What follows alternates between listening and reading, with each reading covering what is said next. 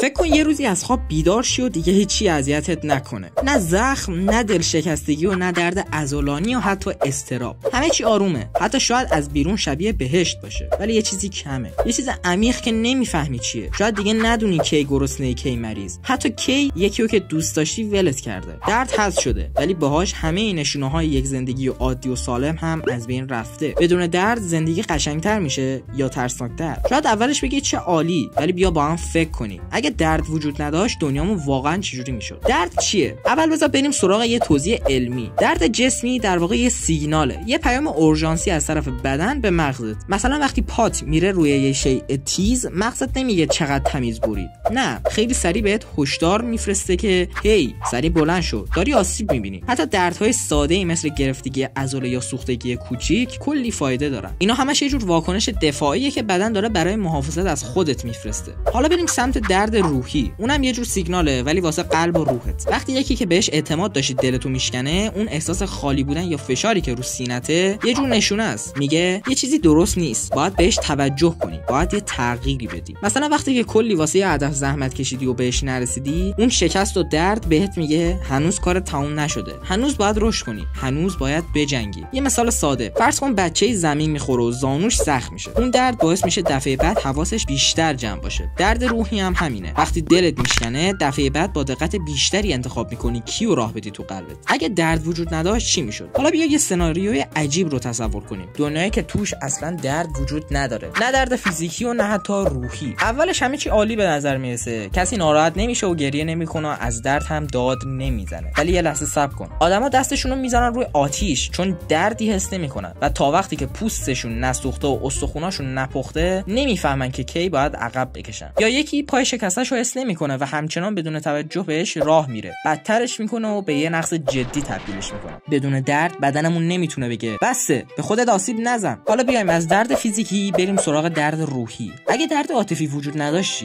کسی ترکت میکرد اما تو فقط یه لبخند مصنوعی میزدی و رد میشدی، نه اشکی، نه خالی شدنی و حتی رشدی. ولی واقعیت اینه که خیلی از درس‌های مهم زندگی رو از دل همون لحظه‌های تلخ گرفتیم. دردهای عاطفی، شکست‌های عشقی و حتی جدایی، اونا باعث شدن قوی‌تر شیم، عمیق‌تر فکر کنیم و بهتر بفهمیم چی می‌خوایم و چی نمی‌خوایم. حتی عشق هم بدون درد معنایی نداره، چون بخشی از زیبایی عشق همون ترس از دست دادنه، همون هیجان دلتنگی و اون بغض‌های بی‌صداست. درد دشمن نیست، اون فقط یه معلمه. خیلی وقتا با خودمون میگیم کاش هیچ دردی نبود، اما بیایم یکم عمیق‌تر نگاه کنیم. درد همیشه دشمن نیست، گاهی بزرگترین معلمه. به آدمای بزرگ نگاه کن که از دردهاشون پله‌های موفقیت ساختن، از کوچیک و بزرگ. همه این آدما یه نقطه مشترک دارن، رنج کشیدن ولی وا ندادن. با درد آشنا بودن اما اجازه ندادن اون درد شکستشون بده. ما با هر شکست یه قدم به رشد نزدیکتر میشیم، با هر اشک یک لایه به خودمون اضافه میکنیم و هر زخم میشه یه یادگاری از نبردی که توش وا ندادیم. درد یه جور جی پی اسه، بهت نشون میده کجا وایسی و کجا باید حرکت کنی. اگه الان این ویدیو رو میبینی و یه گوشه از دلت گرفته، اگه حس میکنی شکست خوردی یا داری میبازی، بدون که این فقط یه ایستگاهه، نه مقصد. تو فقط درد نمیکشی، تو داری شکل میدی. مثل آهنی که داره با آتش محکم میشه، تو هم داری قوی‌تر میشی.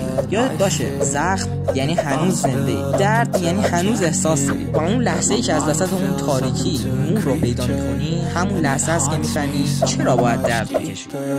I've been feeling weird, I can't seem to focus good enough. Nothing's really clear, sometimes it could be a little tough. I just need to feel like the end's in sight for me, but let's be really real, anxiety can foggy all this stuff. I've been feeling weird, I can't seem to focus good enough. Nothing's really clear, sometimes it could be a little tough. I just need to feel like the end's in sight for me, but let's be really real, anxiety can foggy all this stuff.